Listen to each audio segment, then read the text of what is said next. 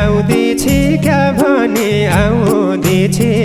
2 दिनको रन्थनी लाउन मन तेरा पासाउँदो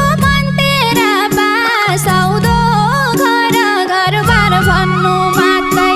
मन तेरा बासाउँदो घर घर बार भन्नु मात्रै पिरती बदमास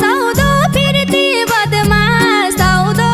सुरताले जिन्दगी नजाए बौला भइकन तेरै आग नआउने हौ